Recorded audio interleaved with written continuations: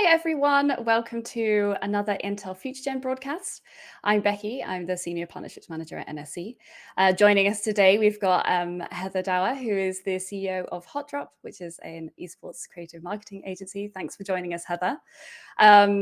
Before Heather goes into her presentation, I want to quickly explain what the Intel FutureGen program is for anyone who's new here.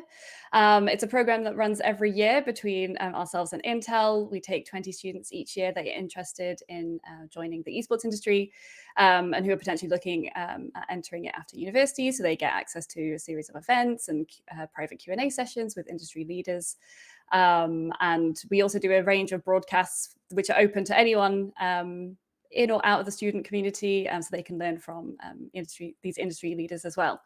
So yeah, today we've got Heather joining us. Thank you so much, Heather. Hiya, I'm excited. Hi. It's good. Yeah, thank you so much. So Heather's going to be doing a presentation about employment and recruitment in the esports industry. She's got a breadth of industry experience. So yeah, thank you so much, and feel free to take it away. Awesome, thanks Becky, and hi to everyone that's on the stream, and congrats to those making the Intel FutureGen cohort this year. Excited to do a private Q&A with you guys following this as well, so make sure that you join the link that Becky will be supplying, just a casual little plug there, to get some ground rules over and done with, I suppose. I will apologise in advance. The beauty of working from home is that my dog is likely to bark, or my doorbell might in fact go off. So I apologise, I can't mitigate those as much as I would love to. So yeah, apologies in advance. I suppose I should introduce a little bit more about myself, and I'm sure we'll get acquainted. I'm here hopefully because I've had a successful career so far, and as Becky alluded to, a lot of experience. So I founded a business called Hotdrop in 2019. We're a digital creative marketing agency, and you can spin that however you want: esports, gaming, Web3, digital entertainment. We're pretty well ingrained into the sector, and we're in a lovely spot here in the UK. So yeah, I suppose today we're going to go through recruitment, and I think it'll be really important to understand what you can build, and that your career can take many paths. There is no set rigid path in esports and the creative industries in general. Yeah, I'll show you how kind of I went from no experience to be able to run a really successful business. So I will be somewhat plugging the business as we go along. Apologies. So in 2019, leaving my role as marketing director at ESL, I founded, which basically means you are the one to take on all the liability with the government and say that you're starting a business. So I founded and I run this agency, and I'm sure a lot of you won't be exposed to agencies at this point, and hopefully even by the end of today you'll understand the viability of even working for an agency as a stepping stone in your career, or maybe even starting one yourself. So hopefully I will even explain a little bit more about agencies. I had no idea what an agency was until I got close to setting one up. So some honesty there as well, really. And I'm really excited about what we've achieved in a really short space of time, considering 2019. But with that comes a lot of kind of leaning on experience. This is a horrendous slide, we'll skip over this. But we do everything from creative design, we build the virtual studios that you'll see in things like the Valorant regionally Polaris, the VR studio there we've built, and any graphics package or social media or community we've probably got a hand in somewhere down the line, or some content you've definitely consumed that we have done for a client. So yeah, we're a really awesome agency, doing lots of stuff. We've worked with loads of brands, as you can see, and this is not even half of them that we can talk about or can fit on this page. So we've had a really phenomenal few years and built a really fantastic team, and building team, and part of that is recruitment and looking for talent, and developing that talent as well is a huge responsibility as a business in the growing space. So here's our lovely team. We have a little remote office in Gather Town. We get together, and it's just like being in a normal office but remote. So we do operate a fully remote business, and we will look to think. We did start off with an office, but we feel like we can build a really great community on Gather Town, and that just covers some of the other departments that you might consider working in a small esports business. So my career so far, I will try not to bore you, but I think it's all relative because I can understand where people are coming from when they apply, whether you do or don't have experience or the hunger or want. Um, it's a bit corny, but stay hungry, stay foolish by Steve Jobs is a really important quote here, because as long as you've got drive, you will get to a destination. And as long as you're willing to be open to mistakes and learn and admit that you can never know everything, and stay foolish is really important. And I think that is an essence of something I carry throughout my whole life, but certainly a career where I was a nobody and needed to navigate quite a still quite nascent industry back then, and it can be daunting kind of at any point starting a career. So I started a YouTube channel. Don't know what possessed me to do that in 2010. Thought I was probably hilarious or interesting to watch, and I started going live on Twitch TV. I had never got to study or be creative at school or university. I studied electrical engineering at Kent University, and prior to that was doing quite, STEM based A level. So never really got to do the creative part of science, and wanted this as a hobby whilst I was at university to do so. So I thought this was a great way. I think, safe to say, I got things wrong. This is my first ever World of Warcraft streamed via XSplit on Twitch many years ago. Yeah, you get things wrong. You have to try, because if you don't try, you don't know, you don't learn. And for some reason, I got 6 viewers on my first broadcast, and none of them were my university friends. So, and I can name them all to this day. So, really sweet experience, and the community wanted to help me not have these horrendous black bars. So improvements were made, and I was really lucky to build up quite a good community around as an influencer, and that's why I really started to shine and assert myself in the industry. I streamed on Twitch. I also moved over to Hitbox and strategically was getting involved in the streaming community. 2014, started to work with brands, the likes of Aces, ROG, Razer, XSplit. Influencers coming to events like iSeries was unheard of. We were some of the first doing this and being at booths, doing meet and greets, and being on stages, getting involved in original content on stages. So really lucky to have experienced that and got involved and shaped what that kind of looks like today. And also got to go to Epic LAN, which is a fantastic, and if none of you have, I urge, if you can, to just go down and go to a LAN. But I actually observed and commentated, and was changing graphics on the fly. I'd never done any of that stuff before, but I really wanted to learn the back end side of broadcast, but also being on broadcast. So yeah, I mean, I was getting paid $3 per map to cast NA leagues to being at LAN, which was really interesting. Got to be an influencer at events, run charity and raise money. Wanted to leverage the ability to influence, which was really cool. I also team management, Reason Gaming. We won the first ever and probably only ever Overwatch competition at iSeries, and that's Frankie Ward's first hosting job there, as well. So that was really cool to meet Frankie at that point of her starting her hosting as well. And then here is some of me observing how times have changed.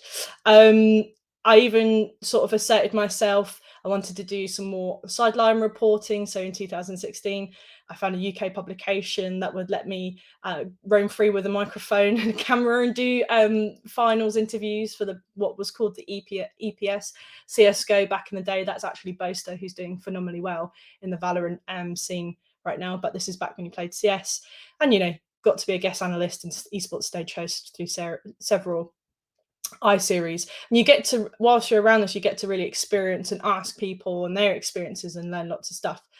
So again, opportunity, was on a TV show called The Bridge, was invited back to become a co-host, and then this became the Daily Download, the world's first ever daily live esports TV show in 55 countries. I produced and presented that. Had I worked ever in linear broadcasting before that? No, but I was keen and willing to show an interest and learn. Doesn't mean that I burnt myself out learning that, but I certainly applied myself and would ask questions and try things out and tinker around. And then I realised I didn't want to be on camera very quickly after several years, and joined ESL, which I'm sure most of you know. Business, if you don't, it's one of the world's largest tournament operators. for esports. I joined as a marketing communications manager and left as marketing director. Had no formal training in any marketing and PR, and was left with the job of building a department of social media and community managers and creatives, which then, these are just fun images. I've not put this in the great order, sorry. I got to travel the world. And then, yeah, founded Hotdrop. So the focus that we do is creating beyond the now. And I think that's, for us, our internal motto at Hotdrop is always prepare for the next track or path of whatever you might go on, because the journey is never straightforward. And as you can see with mine, it certainly wasn't. It had lots of different bits, although they all sound like similar elements. They had far different responsibilities and time pressures and, levels of expectation and quality that you had to put out, and you had to drive yourself to do that. So ask questions, understand how roles fit together. How does that broadcast from the moment of an idea then get onto the stage or out on live on Twitch? Or how does the team start and work its way through leagues? How do all those roles interlink with a whole industry? Maybe you want to start to specialize in a certain area. Mine was definitely content. I wouldn't say it was presenting. It was definitely content and how people engage with content. Make a role. I made a role basically anywhere I went, and that's how I had all those jobs. I kind of asserted myself. I was like, I think, could you give it a go? I think this could work. Here's my business case going forward. And collaborate. Willing to work with those less experienced than you, as experienced as you, and far more experienced than you. And it takes far more than just experience to make something happen. So yeah, always move around in that sandbox, and you will naturally upskill and learn knowledge. So securing the job. So based on all of that, having been hired left, right, and centre, I now do the hiring, which is great and a really important job. I think we have a lot of due diligence we have to do, and it can be any industry can be scary, but esports and gaming, I'm sure, can seem daunting, particularly if you're like maybe mastering or studying undergraduate level university degrees in something that you may not think might fit into the sector. There's always growing opportunity in the sector.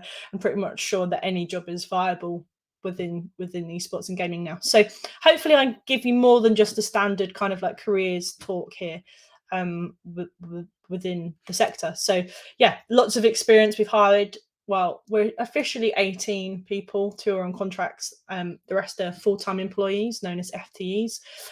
So we go through a lot of interviews and applications to scale the business. So where to find roles? I'm not going to reel off every word on this slide going forward. I try not to, but I mean, some of these are obvious, right? Your job sites and your company sites, they are really important and great ways to find out more information and other roles they might be hiring for, where some of these might be more snapshot and almost kind of like in the passing, you discover these opportunities. I think one of the biggest things is actually using job sites to see what new roles are coming up, what companies are hiring, what roles might have been named something that might be named something else, because a PR manager and its job description might be different to a marketing communications manager, but does that company really mean the same thing? And so it'll be really important to kind of track those trends within the sector, and they do shift and roles do change. And of course, there's lots of different terminology used internationally, and a social media executive in the UK and at Hotdrop would mean entry role, whereas in somewhere like America, an executive could actually mean director or C-level. So it's just making sure you're looking around for those experience and really kind of looking into what they're asking for. But job sites and company sites are really great places to start. But also, there's quite a huge community out there. Discord, I know there's definitely a UK Discord for social media, people that want to pick up some freelance work and then professionalize much further within their role at businesses. And I know there are Discords as such with that, and freelancers for like graphics design, but then also want to find more permanent roles. There's really something out there for everyone. Twitter's a great one. It's our primary kind of role of getting it out there, because we're looking for people that are across social media platforms typically at our business. LinkedIn's great. It's a great way to build a professional portfolio if you are someone that wants to become a leadership figure and want to talk about topics or comment or stay up to date with industry. LinkedIn's a great way of building a portfolio if you don't have one, if you're not a graphics designer, a video editor, and you want to kind of showcase your thinking, your positioning. But also it's a great way of finding jobs. And again, delving maybe a little bit deeper, what's that salary band? What's the experience expectation? Is there any progression? Who are they as a business? Industry events are an interesting one. I think the best thing to come off the pandemic was that there's usually a virtual offering. If not, there are events where you can start off that cost nothing to a minimal charge to attend virtually, and you can still network and meet people.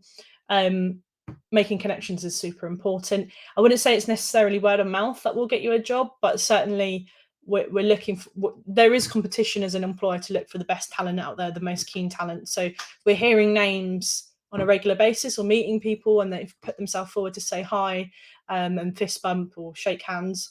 Then, you know, that's really helpful for us. It puts you on a radar. And there's loads of initiatives as well. I didn't know how to kind of label these, but, you know, there are things like Into Games, Code Coven, Help Making Games. These are places that will help find roles or signpost for roles, but also things like Intel FutureGen are really great because you'll hear about companies and maybe opportunities and pursue that, or even find further skills and ways to position yourself on opportunities from that as well. So just get involved, but don't put too much pressure on yourself, because the more you put a pressure and expectation on yourself, you've got to harpen back to that journey, and it's not going to be the way you predict it, and there's going to be bumps in the road, and that would be like that for any career, I would really say, not just here. I'm having experienced lots of what we call normal jobs outside of gaming and esports. So you've found a couple of roles that have piqued your interest, and now you've got to do probably the most time consuming part, and the hardest part, I would say, is actually believing in yourself that you should apply for the job and take yourself over that threshold to make the application.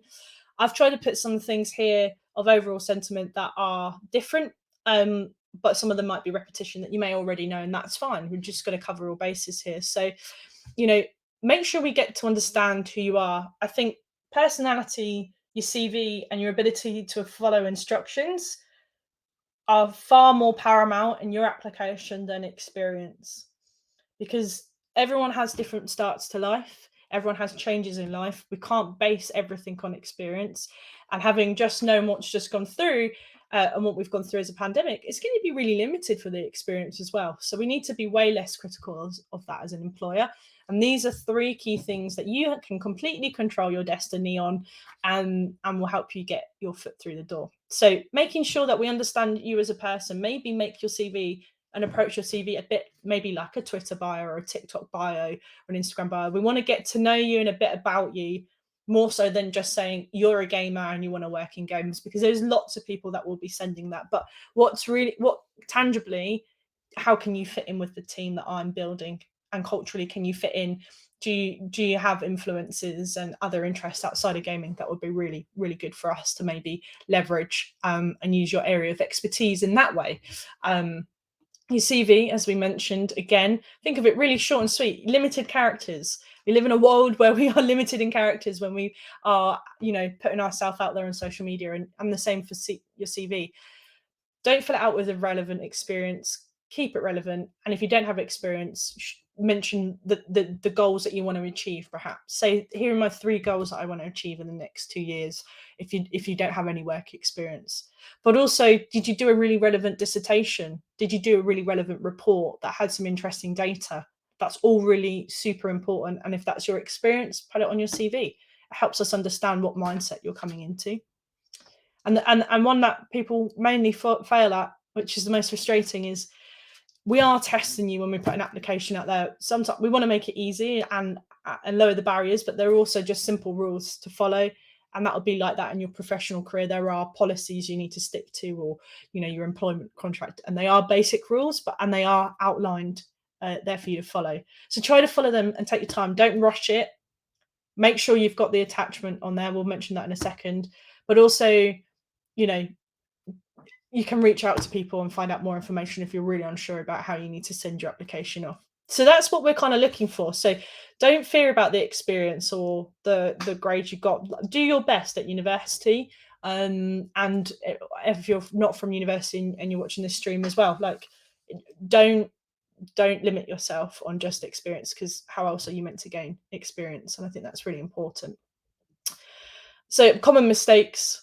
A big one is I guess a female leader identifying as she, they, sir, madam, and it's just a really kind of old format. And there are lots of ways to be gender neutral in addressing to your hiring manager and also the decision makers, because a lot of people putting jobs out at roles will be receiving those, but also the decision makers will also be looking at your communication. You don't want to assume gender, and it shows that you're kind of forward thinking for a workplace of the current age that we live in. So, dear hiring manager, to the human resources team, etc. If anyone needs advice on gender neutral, I'm more than willing to help. And that for general comms with your team when you join a business, try and keep it gender neutral where possible. Formatting and spelling mistakes. It'll probably be rich from me as a severe dyslexic that I probably have got horrendous grammar problems on this PowerPoint slide. But hey, we're not perfect, and I know my weaknesses and my strengths. But do be mindful, try and limit the amount of spelling and mistakes, particularly if you're going for maybe a social media manager or a marketing manager, a PR manager, an operations manager, anything that requires communication that needs to be clear and concise. This is a great way to showcase that you can be clear and concise. So in a way, it's your portfolio. And yeah, just make sure that it flows well. And then there are settings in your emails to give you notification to say, hey, you were meant to attach something, but you didn't. Do you want to attach something? And that could be a great fail safe. And I think setting that up in your career or any of your inboxes is really great, but a good way to make sure that you haven't missed that, because again, we need to be efficient. There's a lot of applications to go through. We want to give everyone the same chance. We need to make sure we've got all the stuff on the deadline that we and if you send something later, it might get missed off the pile. Clerical errors can happen, but it's making sure that you try and mitigate them and respond in a timely manner. And if you're unsure, reach out to, and there will always be a contact email, and you can ask further questions, and it showcases proactiveness and accuracy. Don't forget to check your spam folders. Make sure that you have your application has been sent off if it does send an email to say that they've received your application. So again, try and keep it gender neutral, try and mitigate as many mistakes as possible. And if you're unsure, ask. That is really, really key. So you get through and you make the interviews, which is fantastic. And there's 3 tips really for your interviews. Prep, old age, but research the company and the role you're applying for, because it will help you get in the mindset of where that other person on the end of a call or in person is coming from. It's their day-to-day, and the little bit more you can do to find out what have they recently put on LinkedIn, what's recent, is there a recent blog they've put out, how are they, do a quick Google search, have they been in any news recently? And try and understand where maybe you could contribute immediately. Maybe if you are applying for social media, you notice that we made a mistake on our social media and you'd like to bring that up as a way of how you can identify and adapt problems. And really key, I think, it's to prepare to talk about what you could do or where you want to be in the first month, 6 months, and first year. Have a think about that. It doesn't matter. They're your goals. They can be talked through on your interview. It's really important to have a conversation, and it's a two-way street. If you're short and sweet with answers, that might be your style. That's perfectly fine.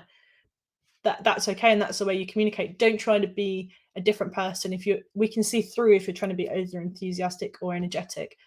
Be your natural self, because that'll be the person you will be in the workplace. But be confident and be willing to have in-depth conversations about topics. If it sort of ends quite abruptly because you're unsure, say, and that's the extent of my knowledge here, but I'm always willing to learn and would look forward to doing that at your company or your business. So don't try and improvise or say, oh, I'd like to do some more and I'd like to follow up. Well, rather you follow up than try and kind of act in the moment. And then ask questions. I think the most important thing to remember is when you're at an interview, you are interviewing the company as much as they are interviewing you. You need to make sure that you are going to be happy and want to work at this place and give it a go as much as they want you to come and join the team. And so be productive, be proactive, and find out how all the things that matter to you. Is that company culture? Is that progression pathways? Is that more specifics around the role? It's always good to have questions prepared because it means you're adding to the conversation. And then my last few points, 4 points before I wrap it up on this part, is more often than not, you will probably have an virtual interview, even if there's several stages of an interview. We now live in an age where you more often than not either primarily going to do virtual interviews, or there will be an initial one, or later down the line a virtual interview. So have a backup plan, because internet always fails, and I could drop off at any moment. I need to prepare to join on my phone or my iPad or my laptop. And make sure you're communicating. If you can adapt and something like that, that already shows you're reliable, and that's one of the key things we're looking for in an interview. What inspires you? Have that clear, make that come across. You don't have to be a gamer from childhood. We get a lot of, I gamed from childhood. That's fine, but also what else interests you? Is it fashion, music, sport? Is there any ways that we can find crossovers? Because we'd integrate those to be able to help you achieve those goals through gaming and esports, for instance. Be responsive. The way you handle communication back and forth with a potential employer is already a quick way I can assess how reliable you will be in the workplace. Make your emails clear, respond in a suitable time frame, ask any questions if you need to ask questions, all sorts of stuff that we've covered off before. And ask for feedback. You might not get it, but always ask for it if you're not successful, because this is part of building a career and gaining the experience, is putting yourself out there and being responsive to feedback. And 9 times out of 10, there have been people that have asked for feedback that I've definitely reconsidered for roles further down the line when there is something more suitable for them. So it can be quite a scary place, and there's a lot of pressure to meet expectations of either graduating or even leaving, or wherever you might be at your stage of education or employment. But I think it's just, you have to put belief in yourself first and give it a go and put yourself out there. And I think that's the hardest part of it all. The rest of it is take your time, don't rush. If you're unsure, ask, and don't improvise answers, but adapt if you need to. And yeah, that's kind of it, really. So yeah, I guess we'll be going into a Q&A after this. So thank you to everyone that's watched the stream on this part as well. Awesome. Thanks so much, Heather. Thank you so much. And I really think so many things you said resonated with me. And when I remember I was looking at jobs in esports and gaming, and I was like, oh, I did a graphic design degree, but I'm not really sure I want to do that. And I don't really know where I want to end up. And yeah, so really, I think your advice on don't stress too much about where you've come from or whatever. I think it's an open industry, isn't it? And everyone can find their way in it and find something that they really enjoy doing. So for those who are part of the cohort in chat, please make your way over to the Google Meets for Q&A. To everyone else watching, thank you so much for watching. If you're interested in any of our other broadcasts, please go to the NSE website, nsc.gg. There's an Intel FutureGen hub on there. You can watch all of the previous broadcasts that we've got on there. And yeah, thank you so much, and goodbye, everyone.